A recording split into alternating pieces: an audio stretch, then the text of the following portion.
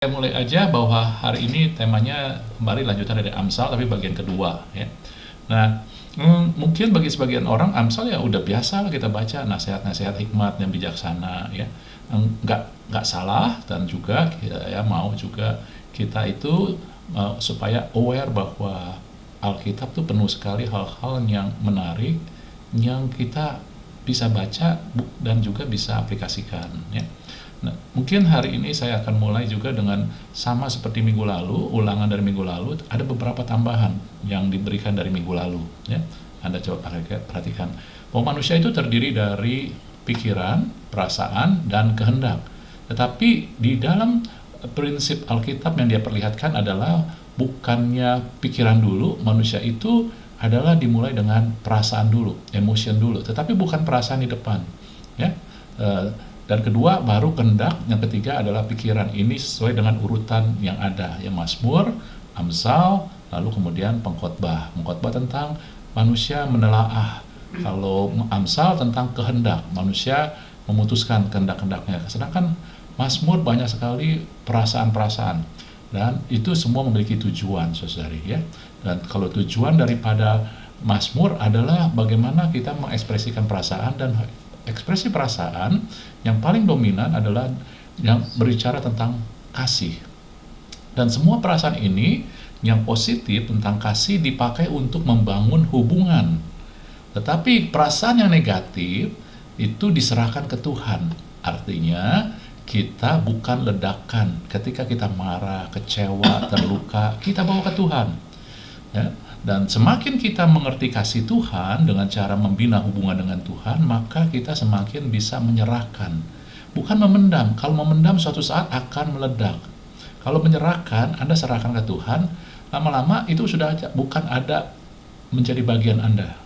Ya, ketika Anda menyerahkan sesuatu, dan semakin Anda bisa menyerahkan seluruhnya, maka udah jadi bukan bagian kita lagi. Misalkan dendam, marah, sedih, ya. Ketika kita serahkan, lama-lama udah nggak ada sama kita. Cara kita menyerahkannya menyadari kasih Tuhan. Lalu ketika will, kehendak, itu sesuatu yang harus kita ambil, kita pilih, putuskan. Oleh sebab itulah Amsal katakan bahwa kehendak kita harus digerakkan takut akan Tuhan. Takut akan Tuhan itu menghormati, menghargai, sebab takut akan Tuhan itu akan mendatangkan pengharapan. Sedangkan pengertian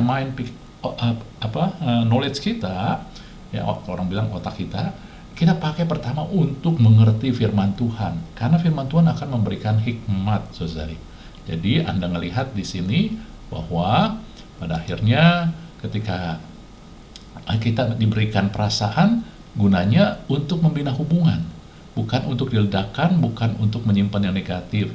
Ketika diberikan kehendak, kita untuk tundukkan kepada kehendak Tuhan, kita putuskan itu, maka akan menimbulkan harapan. Ketika pikiran kita mau juga mengerti kebenaran firman, maka kita akan mendapatkan hikmat ilahi ya.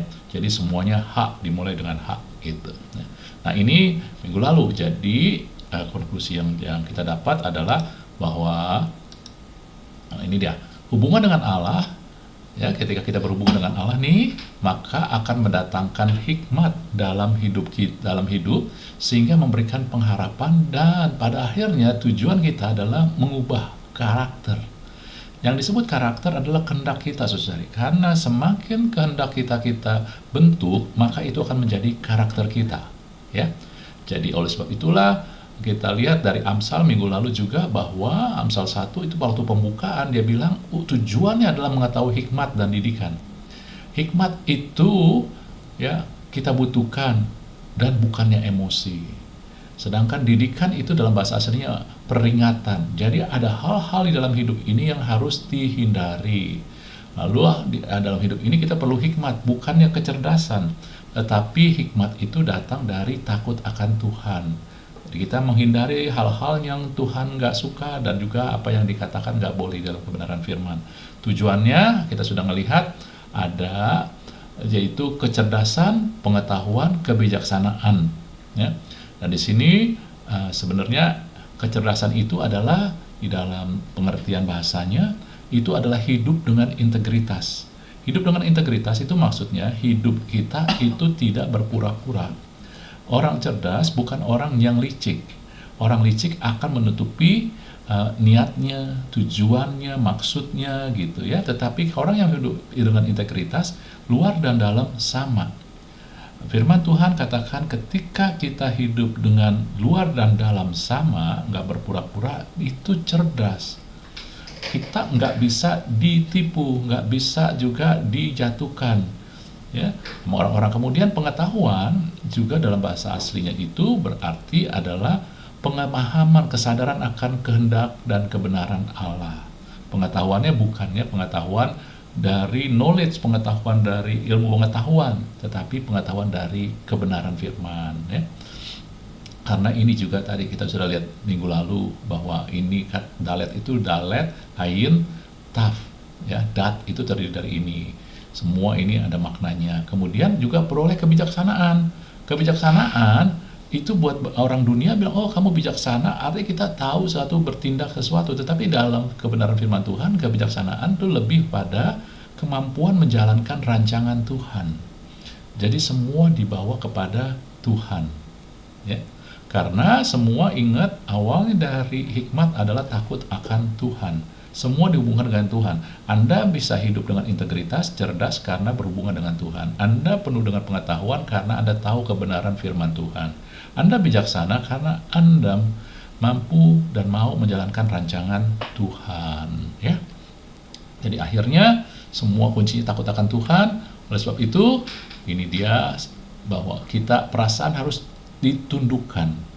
Kita harus menundukkan perasaan lewat bina hubungan dengan Tuhan. Kalau kehendak harus digerakkan, hormat, takut akan Tuhan.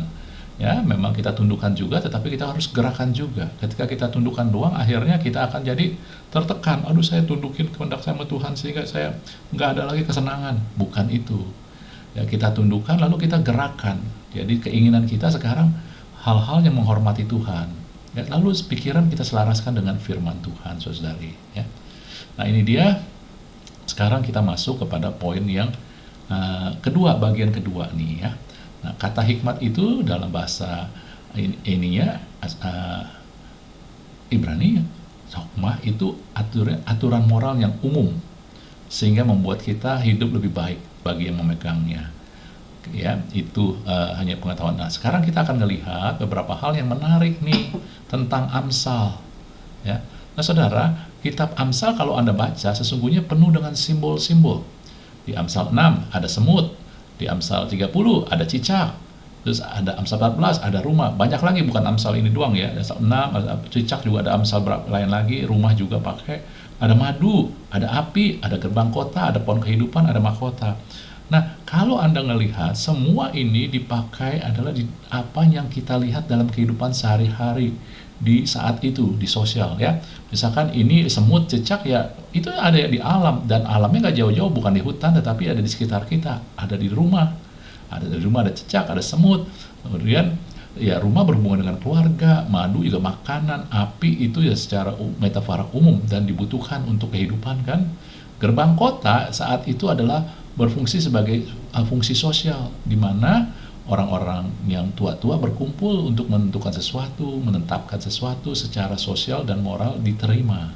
Pohon kehidupan bicara tentang hubungannya dengan Tuhan. Lalu mahkota bicara kehormatan, saudari. Jadi apa yang mau disampaikan? Kenapa pakai simbol-simbol? Dan simbol-simbol itu bukan simbol-simbol yang jauh, tetapi ada di sekitar mereka. Karena Amsal semua adalah berhubungan dengan kehidupan sehari-hari. Ya. Oleh sebab itulah Amsal mau memperlihatkan atau memperkatakan bahwa kitab Amsal adalah tuntunan sikap kita yang bisa diaplikasikan pada kehidupan sehari-hari. Ya. Nah, kemudian tujuannya apa sih? Tujuannya adalah untuk membangun hubungan keluarga, hubungan sosial, membangun karakter atau sikap, dan juga pada akhirnya digerakkan hormat akan Tuhan. Jadi ketika Anda baca Amsal, Anda sesungguhnya sedang membangun kekuatan pada hubungan. Hubungan, saudari. Hubungan dengan Tuhan, Anda takut akan Tuhan, hormat akan Tuhan. Hubungan akan keluarga, saling menghormati, mengampuni segala, dan hubungan sosial. Jadi semuanya sehat yang ada di Amsal itu sebenarnya adalah untuk membangun hubungan. Dan yang menjadi masalah di dalam hubungan bukan orang lain, tetapi karakter kita. Ya. Jadi ini dari simbol-simbol ini apa yang dipakai semua itu, maka kita bisa melihat yang kadang menjadi masalah adalah karakter kita. Oleh sebab itu tujuan dari Amsal adalah mengubah, membangun karakter kita, sikap kita. Ya, nggak ada bicara tentang buat orang lain. Jadi hubungan suatu hubungan itu ditentukan oleh kita, saudara-saudari. Ya. Anda ngerti ya jadinya ya? Jadi semua Amsal itu tujuannya adalah hubungan dengan Tuhan, dengan keluarga, dengan sosial. Dan yang ditekankan adalah perubahan karakter kita. Karena dalam sebuah hubungan, sikap atau karakter itu penting. Ya. Dan hubungan itu tergantung dari karakter kita. Jadi jangan kita menyalahkan orang lain. Banyak orang lain memiliki karakter yang gak enak, tetapi ketika kita membangun karakter sesuai dengan Amsal, maka kita bisa bina hubungan dengan siapapun juga. Oke, ngerti ya jadinya ya. Inilah makna simbol-simbol itu. Kemudian kalau Anda baca Amsal, maka kitab Amsal dimulai dengan nasihat seorang ayah. Di Amsal 1 ayat 8, "Hai anakku, dengarlah didikan ayahmu." Tetapi diakhiri dengan nasihat seorang ibu. Amsal 31 ayat 1 dikatakan, "Inilah perkataan Lemuel, raja Masa yang diajarkan ibunya kepadanya." Dan itu bukan suatu kebetulan, ya. Walaupun ini lambang atau simbol, tetapi inilah yang harus kita mulai sadari. Apa makna yang kita dapat? Ya, satu, ayah di sini mewakili adalah fondasi. Seorang ayah memulai fondasi. Kalau sesuatu bangunan, pekerjaan yang awal adalah fondasi. Seorang bapak adalah fondasi. Allah Bapa adalah fondasi. Sebagai pencipta, dia fondasi. Gitu ya. Nah, siapa yang menuntun kita? Roh Kudus. Ya. Nah, Yesus yang menebus kita. Gitu. Nah, ini dia semua maknanya. Ini saya mau tulis kayak begini. Seorang ayah memberikan fondasi. Fondasi yang ayat 1, pasal 1 sebut pertama adalah takut akan Tuhan. Nah, fondasi itu bicara prinsip, saudara-saudari. Sesuatu hubungan, suatu hal dibangun berdasarkan prinsip. Anda mau bangun gedung, maka fondasi harus di awal. Lalu Anda harus mulai pakai prinsip-prinsipnya, ukurannya. Lalu Anda harus mulai disiplin. Anda jangan salah, jangan berubah komposisinya. Misalkan adukan semennya, terus prinsipnya berapa kedalamannya, fondasi itu. Ini nggak boleh dilanggar, karena fondasi itu penting sekali. Tetapi ketika Anda bangun bangunan, makin naik ke atas, lalu selesai, lalu Anda mulai mengisi bangunan itu dilengkapi, diperindah, saudari. Dan inilah diperlihatkan seorang ibu memperlengkapi kehidupan anak. Seorang ayah meletakkan fondasi. Ya, jadi lewat apa? Lewat pengalaman hidup. Seorang ibu biasanya mereka akan memberikan nasihat, kasih semangat, ya, memberikan kasih encouragement kepada anaknya. Saudara-saudari, ini juga sama.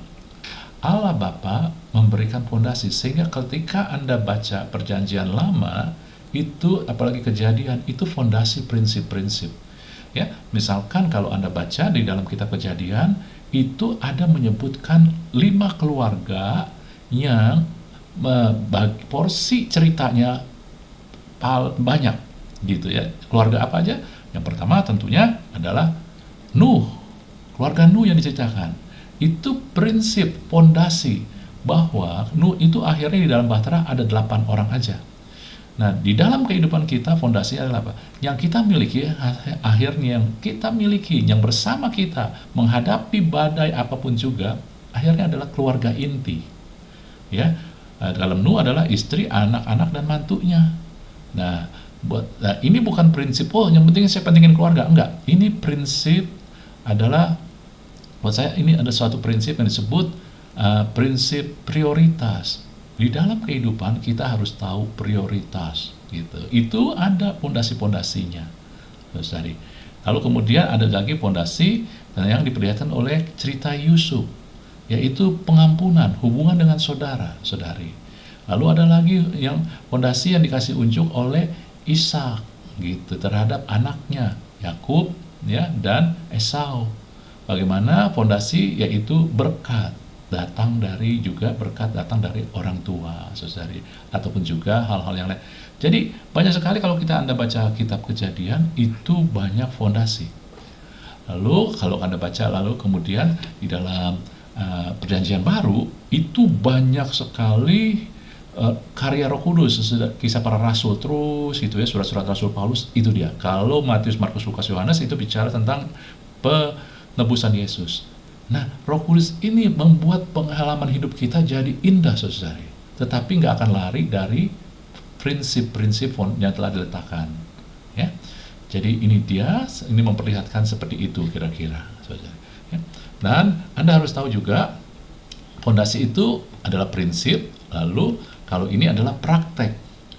Jadi manusia bukan hanya tahu prinsip, tapi harus tahu juga prakteknya, bagaimana mempraktekkannya.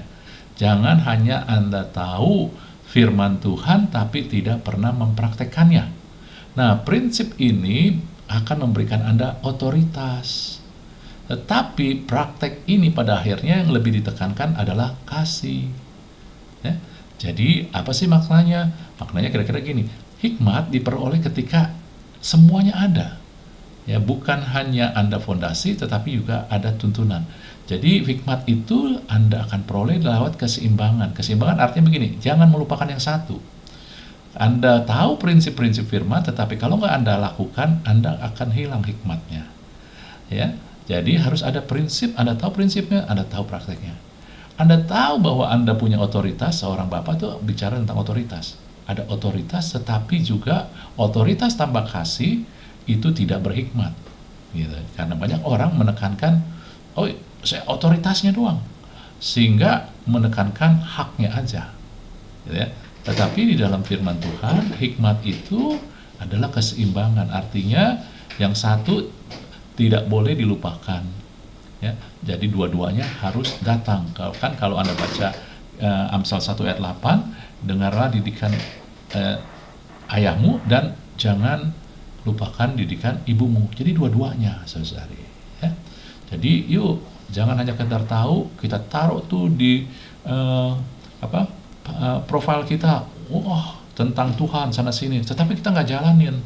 Nah itu orang, buat Alkitab bilang itu orang bebal, gitu. Ya. Kita punya otoritas, tetapi kita jalankan dengan kasih sama. Itu juga harus bergandengan, saudari ya. Jadi Anda melihat diawali dengan ini, prinsip ini kompas, buat saya kompas moral, tetapi diakhiri dengan kebijaksanaan. Nah ini hikmat dari Roh Kudus memberikan Anda bijaksana. Tetapi Allah Bapa itu strict karena dia sedang membangun fondasi. Maka kalau Anda melihat cerita awal itu dalam kitab Kejadian itu strict sekali karena dia sedang membangun fondasi, nggak boleh goyah, ya. Nah, saudara-saudari, tujuan dari semua ini bukan hanya kita jadi orang bijak, tetapi kita bisa mewariskannya. Tuhan mau kita mewariskannya, mengajarkannya dengan cara bagaimana menjadi teladan. Bukan hanya bisa bicara. Anda bisa melihat Salomo adalah orang yang paling bijak pada zamannya. Tetapi Salomo tidak menjadi teladan di dalam perbuatannya. Nah, inilah yang menjadi masalah dengan Salomo, saudari, ya. Tetapi Anda lebih daripada Salomo. Anda punya Roh Kudus, ya, yang mengajarkan Anda bukan hanya tahu prinsip, tetapi juga bagaimana mempraktekkannya, saudari, ya. Nah, kemudian hal lain tentang Amsal, Anda harus tahu Amsal bukan formula, tetapi prinsip dan pola. Maksudnya apa sih, Pak? Formula bukan prinsip pola. Saya ambil contoh, Amsal 15 ayat 1. Jawaban yang lemah lembut meredakan kegeraman, tapi perkataan yang pedas membangkitkan marah. Nah, banyak orang pakai ini hanya dia ikutin aturannya. Oh ya, saya harus ngomong lemah lembut. Ya. Wah, Pak, saya udah ngomong lemah lembut, ada orang marah, tapi dia tetap marah, Pak. Gitu. Katanya kan meredakan kegeraman, dia tetap marah. Nah, inilah dia bahwa Amsal itu ketika dipakai, itu adalah kadang hikmat umum, kadang nggak langsung efektif. Karena dia adalah prinsip pola. Arti prinsip pola apa? Saudari, prinsip pola kayak begini, nih segini ya. Ini bukan formula, oh saya harus jawaban lemah lembut. Terlalu Anda jiplak secara tindakan. Nah, itu dia namanya formula maksudnya. Anda jiplak secara tindakan. Namun ketika Anda baca Amsal, itu sebenarnya prinsip dan pola. Kayak tadi seorang bapak, dia kasih prinsip. Terus kemudian ibu menuntun kita ya supaya ngikutin. Jadi ini lebih pada prinsip pola. Jadi ketika Anda baca jawaban yang lembut meredakan kegeraman, tapi perkataan yang pedas membangkitkan amarah. Prinsip dan polanya adalah begini. Anda harus memiliki kesabaran dan pengendalian diri. Ketika Anda memiliki kesabaran dan pengendalian diri, maka Anda otomatis bisa menjawab lembut ketika ada orang berkata kasar. Ya. Tetapi kalau Anda hanya, oh saya harus lemah lembut, saya harus lemah lembut. Itu Anda sekedar hanya mau melakukan, itu namanya formula. Dan bukan tujuan itu Amsal, saudari. Walaupun itu pun sudah baik, tapi tujuan Amsal adalah mengubah kita. Kalau kita hanya menjiplak doang, belum tentu mengubah. Di dalamnya kita udah mau marah. Kita udah hampir meledak. Gitu ya. Semua aku ingat aja firman. Nah, bukan kayak begitu. Tetapi ketika firman itu menjadi kita, mengubah kita, akhirnya kita punya kesadaran mengendalikan diri, tanpa sadar akhirnya kita bisa melakukan ini, saudara. Ya, nah itulah namanya prinsip dan pola. Contoh lain, Amsal 26 ayat 10. Siapa mempekerjakan orang bebal dan orang-orang yang lewat adalah seperti pemanah yang melukai tiap orang. Wah, ini jangan kita aplikasikan hanya seperti as if artinya seperti apa tertulis, oh udah saya nggak mau pakai orang-orang itu. Enggak, saudara, banyak sekali kita harus juga mempekerjakan orang-orang yang kurang beruntung. Jadi ini maksudnya apa? Ini buat saya maksudnya begini, ini bukan formula untuk tentang mempekerjakan orang, jangan orang ini, tetapi prinsip pola. Ya, apa itu? Ini prinsip pola relasi, karena tadi kan hubungan, selalu bicara tentang hubungan. Anda memiliki kesabaran dan pengendalian untuk membina hubungan. Ya, ini juga sama. Apa maksudnya membangun relasi dan struktur tanggung jawab? Begini saudara, ketika Anda membangun hubungan dengan orang yang salah, maka Anda sedang mempekerjakan mereka. Jadi mereka lah yang membangun ya keadaan Anda gitu.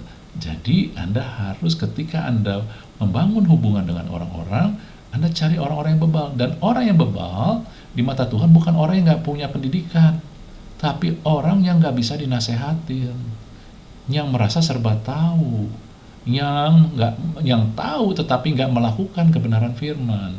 Itu orang bebal. Karena orang yang hikmat adalah dia tahu kebenaran dan dia melakukannya, gitu ya. Kalau kita belum bisa, nggak ada masalah asal kita punya hati yang mau, karena Roh Kudus itu ya yang digambarkan di dalam Amsal sebagai ibu. Karena by the way, Amsal itu melukiskan hikmat itu sebagai wanita, saudara-saudari. Ya, kalau bahasa Inggrisnya nyata, bahasa Indonesia nggak kelihatan. Bahasa aslinya Ibrani juga kelihatan. Itu kata ganti yang dipakai adalah wanita. Kalau bahasa Inggrisnya kelihatan, she itu wanita. Hikmat itu dihubungkan dengan wanita. Jadi hikmat itu seperti menuntun Anda, kayak Roh Kudus menuntun Anda. Ngerti ya? Semoga Anda bisa renungkan terus, dan saya percaya Roh Kudus akan menerangkan kepada Anda. Ya. Artinya dari sini kita bisa tahu prinsip dan pola dalam hubungan. Saya nggak boleh hubungan dengan sembarangan orang aja. Saya nggak boleh gitu. Kalau asal aja saya nggak bertanggung jawab. Kita boleh kenal, tetapi yang namanya membangun relasi jangan sembarangan gitu. Oke ya. Lalu nggak berlanjut lama. Inilah hal-hal yang kita belajarin dari Amsal. Nggak lengkap, tetapi tujuannya adalah supaya Anda juga punya garis besar. Nanti Roh Kudus akan mimpin kita. Amsal itu adalah pada akhirnya bukan hanya kumpulan kata-kata bijak, namun suatu panggilan hidup kita loh. Karena kalau kata-kata bijak aja, Anda bisa jadi orang yang berpengetahuan dengan banyak hal yang Anda tahu, ini yang baik, yang benar, yang bijak bagaimana. Karena Amsal itu banyak sekali kebijaksanaan umum. tetapi Anda harus menjadikan panggilan hidup, yaitu melakukannya. Ya, karena Amsal itu tatanan ilahi, fondasi kadang untuk membangun hubungan dengan sesama, dengan keluarga, dengan Tuhan juga.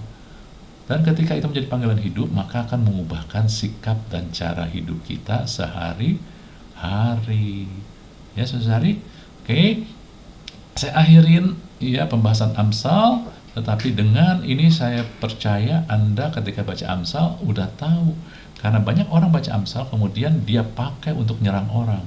Tuh, kamu tuh tukang pemarah kayak begitu. Makanya dengerin baca Amsal tuh. Saudara, itu namanya Anda ngerti, tetapi Anda bukan aplikasikan pada diri kita. Karena Amsal tujuannya adalah panggilan hidup kita. Amsal tujuannya adalah membina hubungan. Saudari, buat sesama, buat sosial, lalu kemudian buat keluarga, buat juga sama Tuhan. Tetapi dimulai dengan diri kita. Oke ya, kiranya Tuhan memberkati kita semua.